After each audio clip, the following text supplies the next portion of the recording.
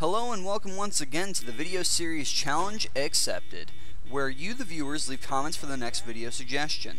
Whatever the challenge may be, the comment with the most likes by making it in the top comment spot will be the next challenge accepted video. With that being said, let's get started. Doing this video was actually suggested by Tianqi Wang, which stated, "Here is a challenge for you, Shad. Use the lowest damaging primary in the game, the PP2000, with the following attachments: Scorpio barrel, Nimrod mags, Nemesis stock. 16 to 18 close range damage, 9 to 13 medium range damage, 3 to 7 long range damage. Thumbs up to see Shad attempt this. Big old smiley face with an open mouth." So this video is for you as well as the 109 others that liked his comment. The PP2000 is definitely one of those default guns that everyone can appreciate, especially for the simple fact that it just performs and functions really well as a close quarters personal defense weapon of sorts. And you know, it just feels well balanced for a default weapon, and you can be able to maintain yourself on top of the leaderboards if you know how to use it correctly, especially if you use the right attachments for it. But of course, with the attachments that I'm using, I'm just going to give a bit of a breakdown with what each attachment does for this gun, and just pretty much go from there. The first attachment is the Scorpio barrel. What this does is it greatly increases the effective range throughout the entire gun at the sacrifice of doing less damage.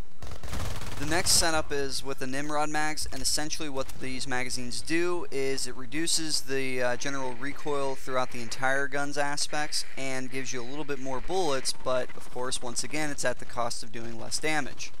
Last but not least, the Nemesis stock also reduces the recoil of the gun even more and gives you a bit more precision with the SMG, and also it's at the cost of doing less damage once again. Of course, with this setup, this makes the PP2000 one of the worst damaging guns in the game, but you know, that's at the sacrifice of being able to fully control this gun, even at longer ranges, and being able to maintain your shots quite effectively. Just to give you the idea of how many headshots it takes at closer ranges, it'll take anywhere from 3 to 4 headshots just to kill your enemy at close range. From medium range to kill an enemy via headshot, it'll take about 5 to 6 bullets to the face in order to kill your enemy. And at longer ranges, you'll get a kick out of this. It takes anywhere from 8 to 17 shots to the face to kill your enemy. So the ideal situations I wanted to get into were, you know, the closer the better, just keeping them no more farther than medium range. Just because the nice fact that the good things that I had on my side, even though it did really low damage, was the simple fact that the deviation and recoil throughout the entire gun as a whole, in comparison to the standard PP2000, was greatly reduced, which was nice because I was able to maintain shots quite accurately at medium ranges, which was fantastic to compensate for the low damage, as well as having the additional ammo. And not only that, but it didn't sacrifice the rate of fire of the gun either, which I like, and the reload time is still the same. So you know, the PP2000 is still a quick gun, but the boasting factor is definitely having overall greatly reduced recoil at the sacrifice of doing a lot less damage. As far as using the PP2000 with this setup on a 1v1, let's say if you're in closer range against an enemy, the things that are definitely still going to be on your side to be able to get the jump on your enemy is definitely the bullet deviation being greatly reduced in the recoil, as well as still having that nice rate of fire. However, if you come up against maybe a group of 2 competent enemies or more, you're definitely not going to get out of that situation alive, or have a very slim chance of doing it. I figured using the standard iron sight on the PP2000 would have worked fine using these specific attachments, just because the engagements I'm going to want to get in, like I said, we're going to be close to medium range being the extent of that, and even at medium range it's kind of pushing it for this gun anyway. Of course, having the Nimrod mags gave me some additional ammo for the PP2000 versus its base gun of 22 rounds per magazine. I actually gained 8 rounds, which made it 30 rounds per magazine. So didn't give me an additional magazine, however, just additional bullets. The ideal use for this gun, if you were to use this setup, you definitely want to stick with a few teammates when assaulting a position or defending a position, because this is just something that you would use as like an annoyance rather than something that would assist in getting effective kills, or just pretty much a kill stealing gun at this point, not something that you would use to fully take out enemies altogether, especially in large groups.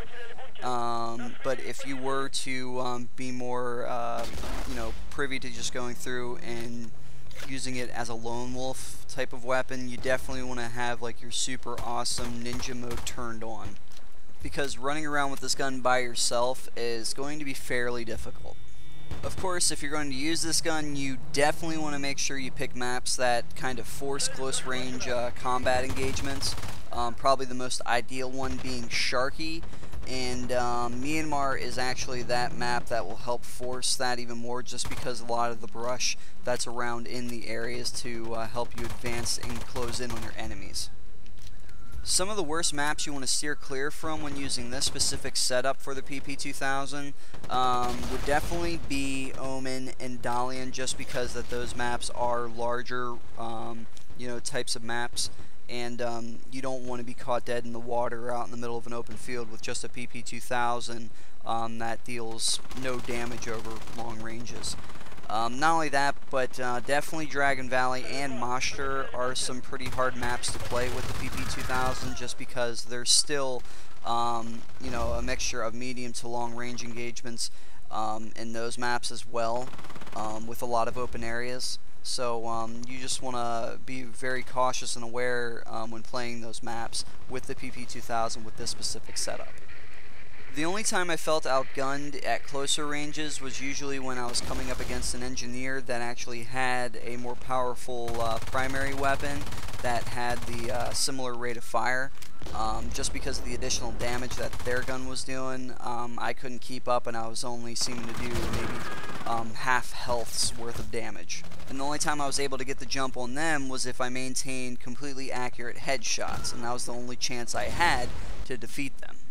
The other tough situations I had against the Assault and Medic class was going up against them at medium ranges. It's just some of their weapons were more powerful than mine, and even that rate of fire at medium range still couldn't help, and I still couldn't keep up, just for the simple fact of the amount of damage that the gun did itself. And the only time I was able to defeat them at those medium ranges was by being quick on the draw and getting my shots off first. The enemies that I had the least worry about, which was pretty odd, was actually the Recon class, just for the simple fact that a lot of those enemies I was able to sneak up on effectively and just fire at them. Even at medium ranges I was able to take them out, because they were taking too long to line up their shots, or so it seemed like. But like I said before, if I was playing on a larger map, the tides would turn in their favor. The average amount of kills one would expect to get with the PP2000 with this type of setup, I would say, would be around 2 kills per magazine, and that's if your enemy's close enough and you're just going for body shots. Of course, if you're going for headshots, and keeping in mind that the recoil is really low, the most amount of kills that you're projected to get on average, I would say, would be around 7 or 8. And of course, that's per magazine, and if your enemy is close enough. The other interesting thing about this setup is that the forced recoil going from left to right on the PP2000 is the same, so the actual recoil itself, when it's forced going up and down, is actually reduced with this setup greatly. As far as recommending this setup, I honestly couldn't say I would. The only time I would even consider using this is if I wanted to do it for novelty purposes, or just for having simple plain old fun and using something different for the sake of just using something different. I mean, in all honesty, the lessened recoil really wasn't enough for me to keep interested in wanting to use this setup permanently. Although I will say it did present a fun and interesting challenge. So of course, once again, just a quick recap before the end of the video. Essentially it is one of the least damaging weapons with this setup being equipped on the PP2000, but on the same token, it does have some extremely manageable recoil with the least amount of bullet deviation, on the PP2000 itself. So the shots were pretty much pinpoint accurate, and I was less frustrated with the fact of my shots going all over the place, and more frustrated with the fact of not doing enough damage to kill your enemy. of course, with the faster rate of fire on it, it did seem like I was burning through bullets pretty quickly and only getting 1 kill out of it per magazine, with, you know, little amount of ammo left to go through and actually kill a second enemy. So, you know, it was just kind of frustrating there also. Alrighty, with all that being said and done, I thank you guys very much for watching this video. Of course, keep your suggestions and your ideas coming for another challenge, and the one with the most likes, of course, reaching the top comment spot, will definitely be picked and be done again. So, thank you very much, and I will see you all next time.